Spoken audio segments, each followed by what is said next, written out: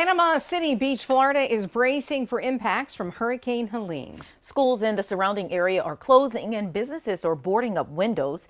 ABC 3340's Megan Scarano is live from Panama City Beach. And Megan, what is it looking like out there? Muriel, double red flags are flying tonight here in Panama City Beach, Florida, which means the water is closed. No one should be in it. The city ran out of sandbags today after handing out thousands. Now there's just a little bit less than 1 day to prepare.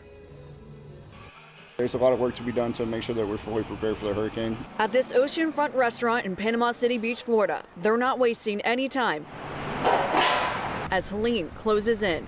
It's a huge investment and a great part of the atmosphere that we provide here.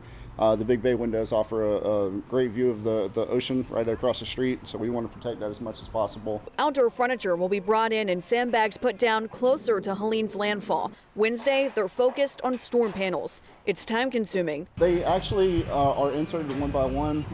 They are bolted at the bottom and then inserted into a track at the top.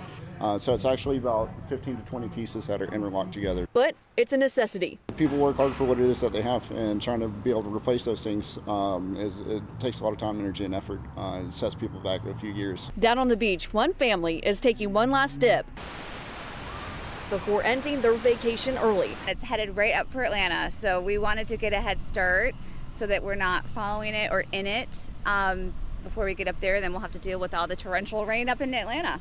While others plan to ride out the storm from their 11th floor hotel room. My mom prayed before I came here, and I always rely on my mom's prayers. Reporting in Panama City Beach, I'm Megan Scarano. And you guys actually just missed it. We had our first batch of rain move through as Helene approaches the coast. Live in Panama City Beach, Florida, I'm Megan Scarano. And we want to show you the view from the cockpit of an Air Force NOAA flight as it travels through the eye of Hurricane Helene. It is critical work for the meteorologists to real-time data on hurricanes and storms as well. The Alabama Department of Agriculture and Industries is providing shelter for livestock evacuating from Helene. There are 180 stalls available for sheltering horses at Garrett Coliseum in Montgomery. Several other spots are available at Pike County Cattlemen's Association near Troy for horses and cattle. Now, this is part of the state emergencies plan. Owners must have proof of ownership, temporary identification of animals, handling equipment, and all care supplies needed. And Alabama state parks are prepared to welcome Hurricane Helene evacuees. The Alabama State Parks Division says they will take in guests impacted by the hurricane. If possible, they encourage guests to make reservations ahead of time. You can go to our website for more information.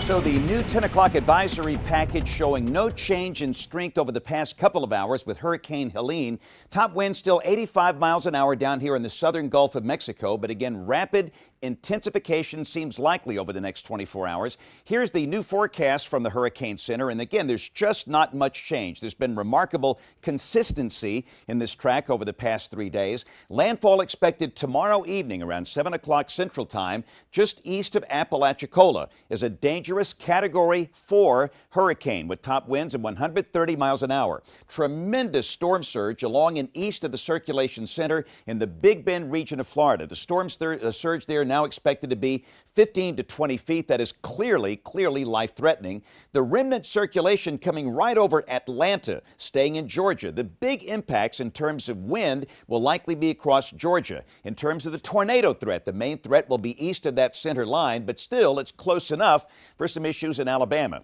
Number one, a lot of rain for the eastern half of the state. Rain amounts between 3 and 5 inches, but not much for West Alabama. Tuscaloosa down to Mobile. Some locations there could see very little rain from this. There's a flash flood watch in effect tomorrow and tomorrow night for the eastern half of Alabama, basically from I-65 on to the west. Now, in terms of wind, the real big problems with wind will likely be in Georgia, where they'll probably see major power outages. However, having said that, the counties on the Georgia state line here under a tropical storm warning. Keep in mind, by definition, tropical storm force winds 39 miles per hour or higher. There could be some gusts to maybe 40, 45 miles an hour for counties like Cherokee, Cherokee, Cleburne, Randolph, Chambers, Lee, and Russell in the counties down to Dothan. For the rest of the state, wind gusts probably in the 20, 25, maybe 30 mile per hour bracket. And again, here comes modeling. You can see the system coming into the Big Bend region tomorrow evening. Tallahassee will likely take a pretty rough ride here, but the really intense winds, Atlanta off to the south and east. We could see some winds in here gusting to 60, 70, maybe 80 miles per hour. And again, we expect a lot of power outages across the state of Georgia, but notice in Alabama, the wind gust not that bad. And as the system moves rapidly to the northeast, the weather improves greatly. Most of our rain will be tomorrow and tomorrow night. Any rain will likely end early Friday morning, and after that, things look relatively dry. The radar quiet tonight. This is all ground return around the center of the radar site down at the Shelby County Airport. Rain falling in parts of southeast Alabama tonight. The big rains over Georgia. A number of flash flood warning polygons in effect here. We'll see rain increasing during the day tomorrow. The rain will likely be peaking in intensity tomorrow night, mainly for the eastern half of the state. And again, the rain looks like it's going to end very early in the day Friday. After that, the rest of Friday and most of the weekend dry. That bodes well for high school football and college football games over the weekend. For tonight, mostly cloudy, the chance of showers, lows between 62 and 66. For tomorrow, cloudy with rain at times during the day. The rain will be more widespread tomorrow night and becoming windy, especially for the eastern side of the state. West Alabama, not that much rain, the high 76. Friday, the rain will likely end very early in the day, the sky becoming partly sunny. And at this point, the weather looks dry for high school football games Friday night, the high 74.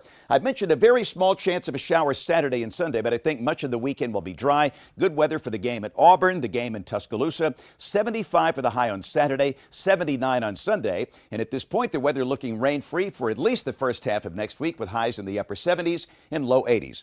Catch my forecast tomorrow morning with the Rick and Bubba Show on Birmingham's 104.7 WZZK.